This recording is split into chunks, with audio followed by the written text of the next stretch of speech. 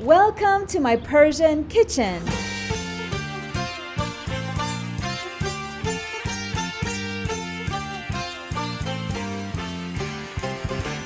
Let me take you on a culinary journey of Iran. I'll introduce you to the ingredients, the dishes, and the people of this enchanting and misunderstood country. I was born in Iran, but spent most of my life outside, dreaming of the foods I'd grown up with. I inherited my love of food from my grandparents, who grew prized grapes and other fruits and vegetables on their land, and my father, a well-known restaurateur. Now a chef and cookbook author, I have the chance to go back and rediscover the sights, sounds, and tastes of the Persia I once knew. To show you how easy it is to recreate this style of cooking at home, you'll see how I prepare Persian food in my own kitchen abroad using everyday, store-bought ingredients. I'm Ariana Bandi, from my land and kitchen to yours.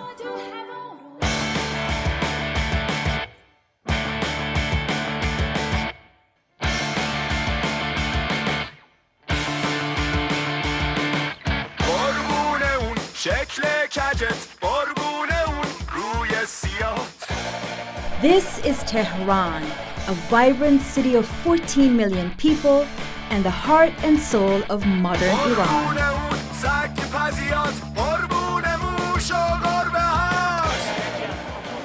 Iran is famous for its bustling bazaars, and one of my favorites is Bazar Tajrish in North Tehran. The sheer variety and quality of the fresh food here is astounding. Helping me to explore its delights today is restaurateur and food blogger Payam Kashani. Well, it's a great day. Let me take you around Tajrish. I know you love this place. I know. We can go around together and look at all the great food that there is. Very good idea.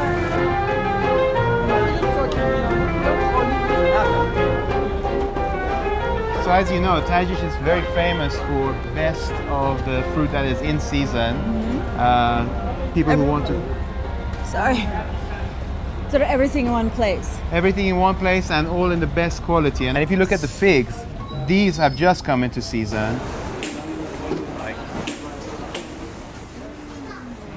So these are, I believe, elephant plums, in Farsi called aloo khaki.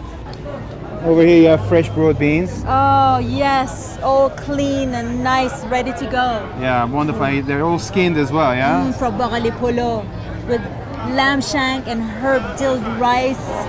Beautiful fragrance, beautiful texture. And this special thing. Yeah, this is pache baghala from Gilan region. And they use this to make bagali ghator, of the course. one and only. Yeah. As well as fruits, Iranians are obsessed with fresh herbs. No dinner table is complete without a basket of basil, mint, and spring onions, which are eaten between bites of the main meal. Here we have spring onions, or scallions as the Irish say. Glorious. Great bulbs. And over here...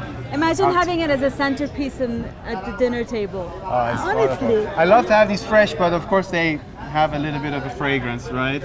As Iranians hate smelling bad. Very rude. Who picks the best watermelon? Should we have a competition? That's what they do. That's what they do. They listen for the sound.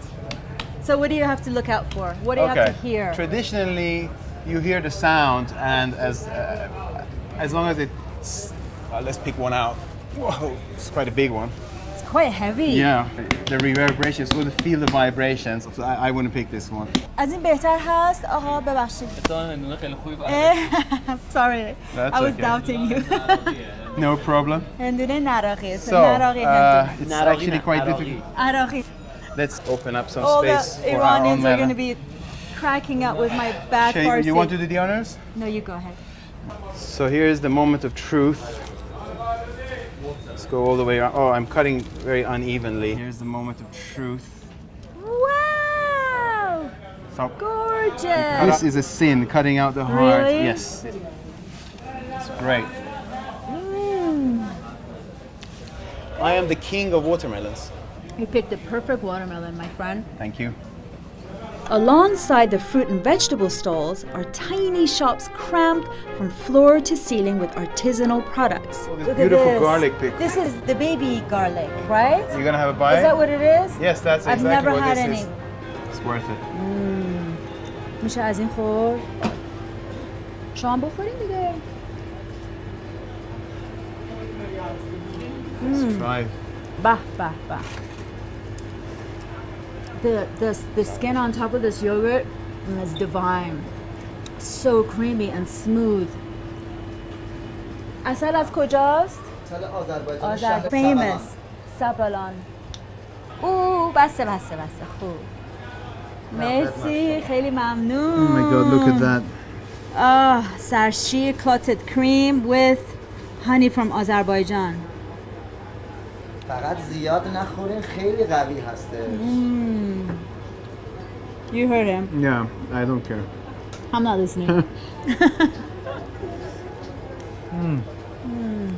آبخوره داریم؟ بله این آبگوره. چند تا نوع داریم؟ بی‌نمک آفتابی هم هستش. نجوشونده است. برای چی استفاده میکنی؟ واسه غذا که ترش غذای ترش و واسه چربی سوزی و اینا خیلی عالیه. چربی سوزی. I used to have shots of this after food. Really?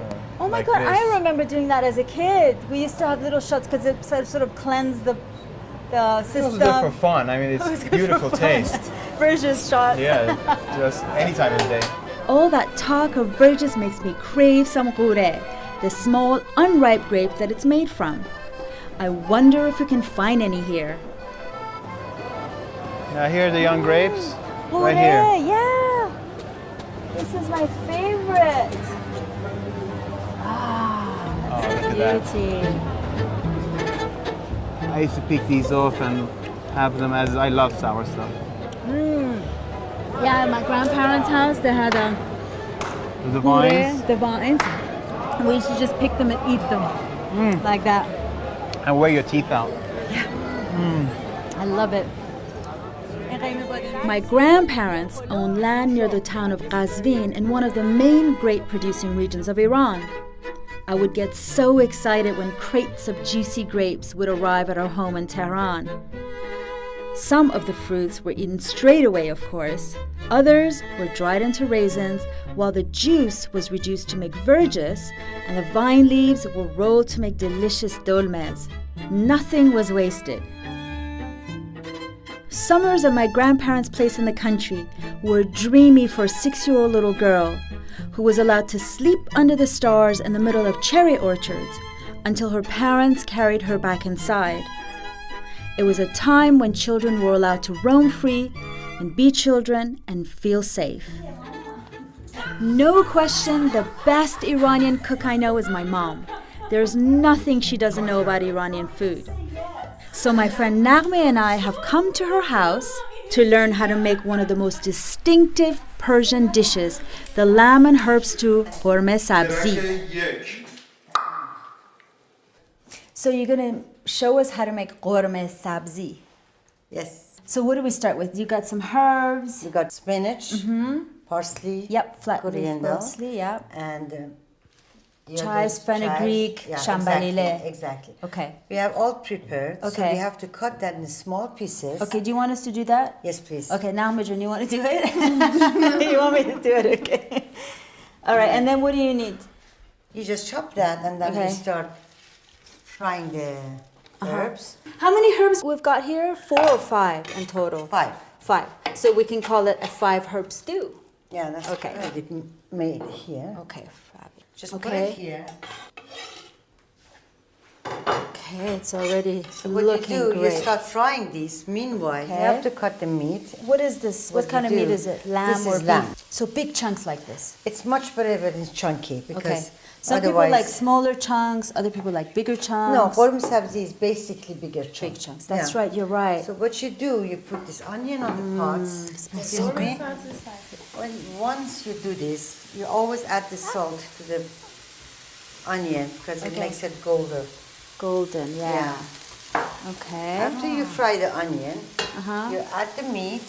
You told me once that in our family we cook this less than other people. Some people fry it until it gets Yeah. kind of dark. Yeah, normally keep it a bit greener, not Yeah. too dark. Do this. Okay, cut. And some turmeric, right? Right. This much? There. Okay. You have to add a little bit of salt to the meat. You said you wanted a piece of bone in there. Yeah. And this is for what? This is just for make it taste better. More flavor. Okay, what else we need here? Narvejun, can you wash 4 of these pieces of dry lemons? Dry lemon? Yeah. Omani limes, or limu amani, unlike the name suggests, are actually grown in Iran for the local market. The best limes are found in the town of Shiraz. Oh. They're dried under the sun to produce this incredibly complex ingredient, which adds a sour note to Persian dishes. Both sides? You add everything at the same time. Even this. Even that, yes. Everything. So now you've added the Omani limes, the meat, the onions, the piece of bone. What do you want to add? Do you want to add the beans? Yes, I can add the beans. Which have been pre-soaked in water overnight? Exactly. Just Stir drain the water. water. Yeah, otherwise you get really bad gas, right? Exactly. Okay. So you just add the beans. Okay. Wow. And then we just add the water. The limes. You put the top. It takes 40 minutes to cook. Once this is cooked for 40 minutes, we add the herbs? We add the herbs and then we stir it. Okay. It's good, no? Yeah, it smells great. So how do you know it's done? You can tell from the oil coming on the top. Yes. That's korma sabzi is done. Okay. That's When it. you've got a little bit of oil on top. Exactly. No matter how much oil you put in there, No matter how. you're still going to get a tiny bit of oil that rises to the surface, and then you'll Exactly. know that it's done. Exactly. Excellent. It's nice and tender and yummy. It smells good, right? Smells good. The color is nice. Yeah, it's beautiful. Thank you.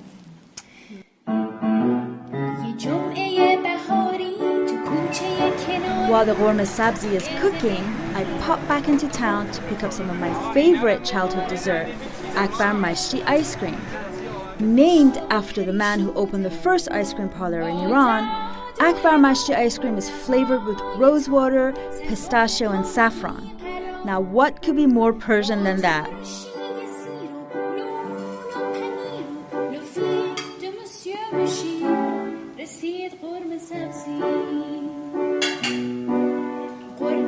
There are so many wonderful flavors in here. All the different herbs and the tender meat and the lime. It's so fresh, yet it has such depth of flavor. It tastes unlike anything you've ever had. Absolutely gorgeous.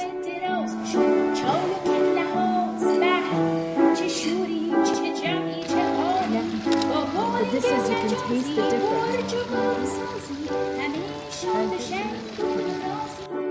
Inspired by the Akbar Mashti ice cream I ate in Tehran, I'm going to recreate that particular recipe here at home.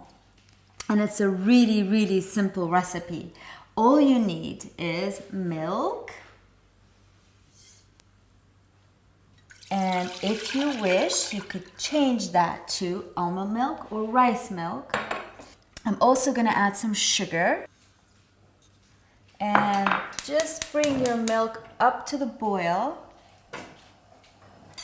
And once the sugar dissolves, add your salep, the root of the wild orchid, ground up, or gum mastic. And it gives this ice cream a sort of gelato feel, very stretchy, very delicious. Hence the reason why we don't put any eggs. And it's sticking to the bottom. We're going to use the other side because no one will know, right? You're all alone in the kitchen. You can do whatever you want to do. And then the most important part of this ice cream is the rose water. Again, my favorite rose water in the whole world. From the fields of Kashan. Big splash of that. And lastly, saffron. Yes. As soon as you start pounding the saffron, you can smell it a mile away. Okay, hot water to dilute it and bloom the saffron. And then add it to your ice cream base. And this is what gives this custard its beautiful golden yellow color. And now all you need to do is let this mixture cool before you add it to your ice cream machine.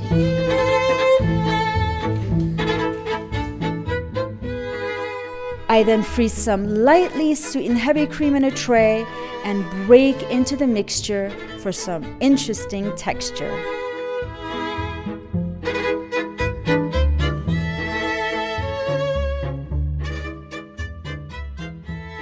Don't do what I just did with the saffron. It's so extravagant.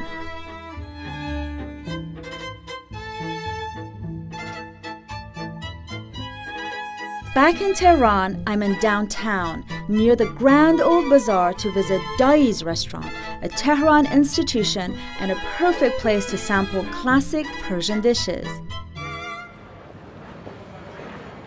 Salam. حال شما خوبی؟ خوبی خیلی خوش آمدید. قربان شما از اینکه میزبان شما هستید. خیلی خوشحالم.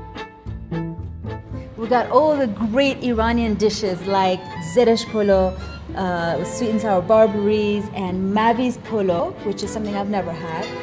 Plump, juicy raisins, seedless, perfect. And then baghli polo with mahiche, which are lamb shanks. Oh, and this one, which is akbar juje.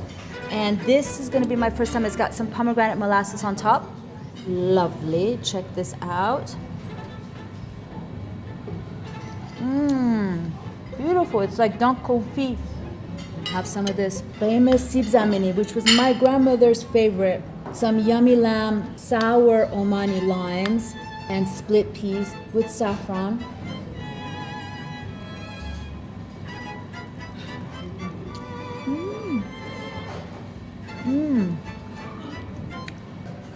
Let's try this maviz polo.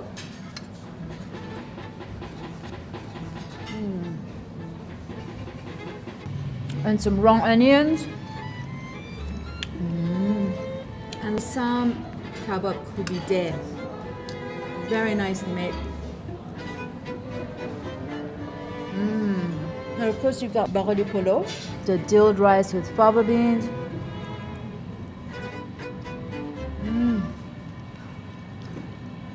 And lovely lamb shanks. Check this out.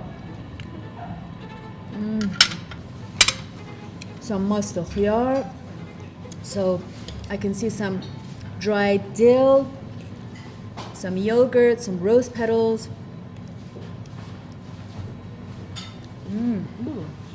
A little bit sour. Wash it down with some araq nana, sort of a minty sweet drink.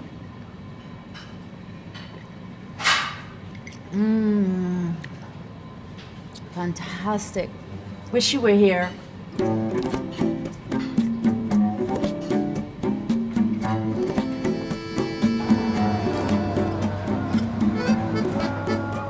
In search of something sweet, I'm going uptown to a jewel of a place called Quatre Saisons, which is located in one of the luxury shopping malls that have recently sprung up in the city.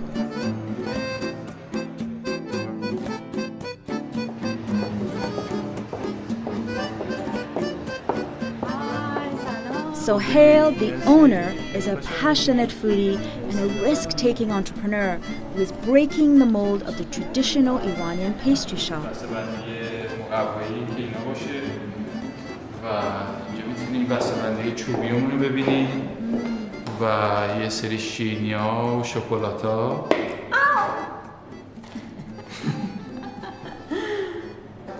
Now for the taste test. از Yummy! اینا رو فرمون تست کنید. این با قهوه و فندقه، این با سرکه بازامیک، ترافل دارک چوکلت، زعفرون و گناشی 60%. Ooh, saffron. I will Vale. try the saffron. Let's see. Beautiful. I really can taste the saffron. نوشید جان. و اینجا هم دوباره توت فرنگی رو داریم، میلک چاکلت، ترافل میلک چاکلت، پسته و دوباره زعفرون. I think I'll go for this one. اوکی. از قبل ما شیرینی فروشی حالت خیلی سنتی داشته و همه چی خیلی کیلویی بوده و تقریبا یه 30 سالی 40 سالی تمام این شیرینی ها تقریبا یه روال خیلی یه نواختی رو داشته و ما کوکی باکس تقریبا یه کانسپت خیلی امریکایی داشته، تونستیم تو چیز کیک بذاریم، براونی بذاریم. جوات هم لکره، همه چی مثل جواهر میمونه. این چیزی بود که راجبش خیلی فکر کردی؟ فکر می‌کنی مارکت ایران آمادگی رو داره؟ اولش خب همه به من میگفتن که توی ذره خلی که داری این کارو میکنی، خب این فرهنگ تو ایران هیچ وقت نبوده، ولی ما میدونستیم چون که اون با توجه به این فضایی که تو ایران بود و همه چی انگار داشت عوض میشد و یه ذره این فضای لوکس و همه چی یه ذره تغییر کرد تو چند سال گذشته که لسزون درست شد و تو لسزون ما تماما سعی میکنیم که اون حس جولری شاپ رو بده، چون که شکلات همون یه تیکه الماس است، دست درستش میکنه و واقعا همون فیلینگ الماسه رو داره واقعا. Pre-revolution, a lot of restaurants were out there. You know, we're talking about great Chinese food, great French, notably my father's restaurant, Chez Michel, where he flew the chef from Paris and had, you know, the Maître d' was from France. And then you had, you know, all these other cuisines that were prevalent then. And then revolution came and it all stopped. And now there are newer things happening as well. But what do you think about all these foreign foods coming into Iran? So first came the fast food scene that took over Iran with the hamburgers and the hot dogs and the pizzas. And then go and dabble in Thai and Italian and French and all that. Fantastic to be making great, you know, foreign food. But do you think instead of concentrating on bringing all of these things, we could do something with our own food? Because it's dying out. Well, let me phrase it another way. I believe that the reason we're talking about French cuisine or Italian cuisine is because they have created centers for development and excellence of their cuisine. And we don't have this. We don't have anywhere where the talent is gathered. So, for instance, to be able to register and develop it further, it can be taken to the next level. It can be different yet familiar. Exactly. So Iranian food doesn't have to remain in your grandmother's kitchen. It can come out into the modern cuisine scene and be presented as something that is very sophisticated.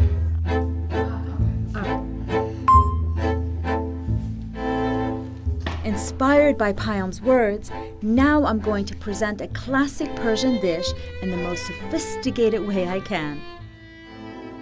Give me action, baby. Action.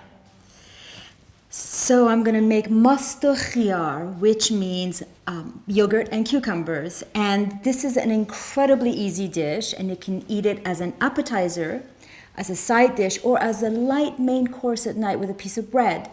And the lovely thing about this is that it's using Persian cucumbers, which are compact and really delicious and very aromatic. You can either grate this, or you can cut them into cubes. And I like to keep the skin on.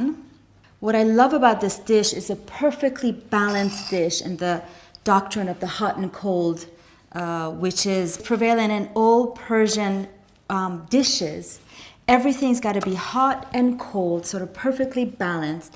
This dish tends to be more cooling, but it does have hot elements like walnuts and raisins. And then you've got the cooling elements, which are the cucumber, the yogurt. So I'm using Greek yogurt and some sour cream and some regular plain yogurt. This is to sort of mimic the sourness found in the villages of Iran. But you can very well use just plain yogurt and add a tad bit of lemon juice to it. Or just don't bother at all. Okay, now I'm gonna add my cucumbers. And add the herbs, which are really, smells lovely. And I use a mixture of fresh mint and dried mint because they have totally different flavors.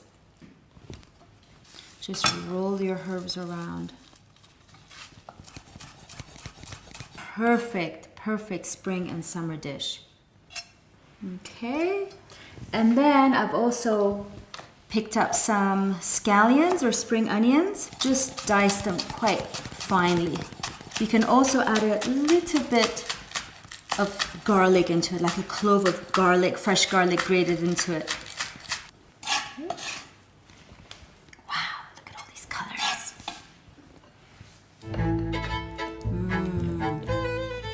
It's similar to an Indian raita and a Greek tzatziki, but it's got so many different ingredients in it.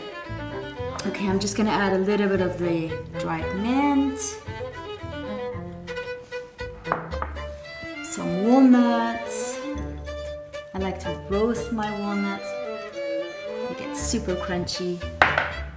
Some raisins. And sometimes some people use tiny, tiny grapes in here instead of raisins. Makes it really fresh. Salt, fresh pepper.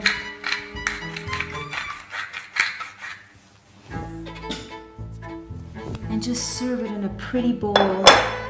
I remember my grandmother used to make this, and she used to put it in a huge terracotta bowl, and we used to eat it outside, al fresco, at night, under the stars with the gas lamps and the crickets all around us. If you'd like to, you can add a couple of ice cubes to this to keep it nice and cool. And last but not least, add some beautiful Persian rose petals. Who would have thought you could use rose petals on your food? But it just adds some color and some lovely aroma to this dish.